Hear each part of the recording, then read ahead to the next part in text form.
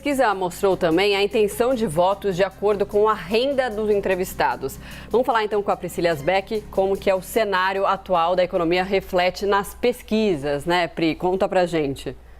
Tem um recorte interessante que a pesquisa da Genial Quest traz, que é a percepção de economia, né? A gente vem falando bastante sobre isso aqui no live. E o que a pesquisa traz? O eleitor está percebendo uma melhora na macroeconomia. Então, em janeiro, 66% diziam que a economia piorou, agora são 44%. Olhando para frente, nos próximos 12 meses, expectativa para a economia, os que achavam que ia melhorar eram 43%, agora são 70%. E isso explica um pouco dessa distância que a gente vê aqui na intenção de voto por renda. Por quê? Também a pesquisa pergunta, você está percebendo uma diminuição nos preços? E aí a resposta é 82% sim, quando se fala da gasolina. E aí, por exemplo, quando se olha o preço dos alimentos, só 26% dizem que caiu e 36% no caso da luz. Então, a melhora da economia está sendo sentida de forma diferente de acordo com a renda. O que se explica porque, no caso, por exemplo, da gasolina, isso afeta mais justamente esse grupo aqui de 2 a 5 salários mínimos ou de mais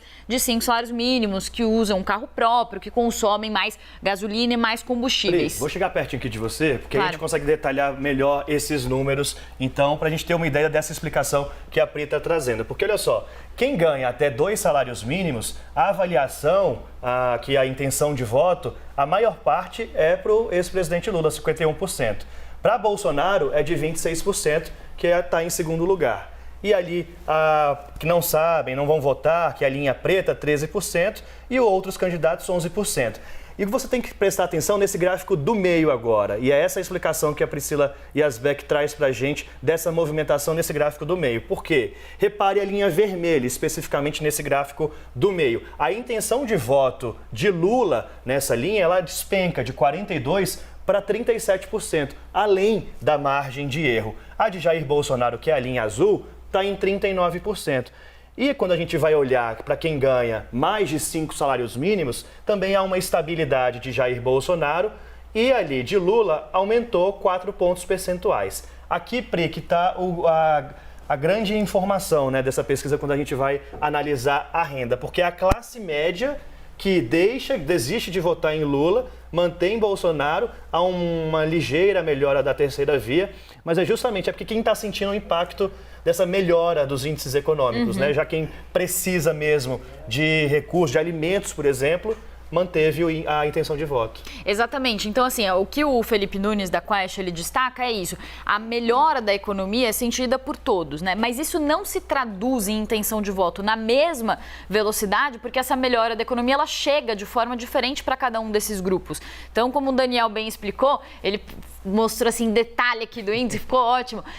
A partir dos 2 salários mínimos, mais de 5 salários mínimos, aí entra numa explicação mais da economia.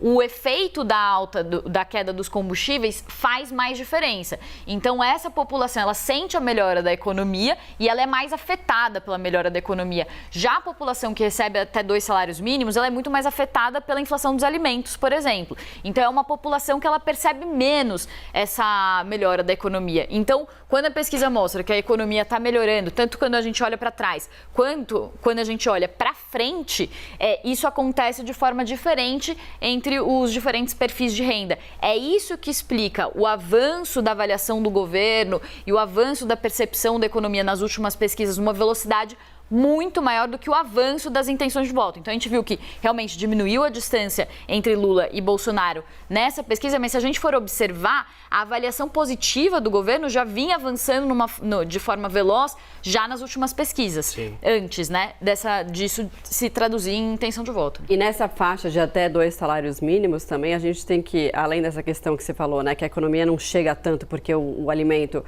tem bastante inflação nos alimentos, que é o que mais pesa para essa faixa de renda, também tem a questão do Auxílio Brasil, que as pessoas receberam o Auxílio Brasil, mas não necessariamente isso se converteu em voto. Pois é, a pesquisa é muito extensa, né? Eu vou falar aqui mais ou menos de cabeça o que traz a pesquisa e que reforça nessa nova edição, né?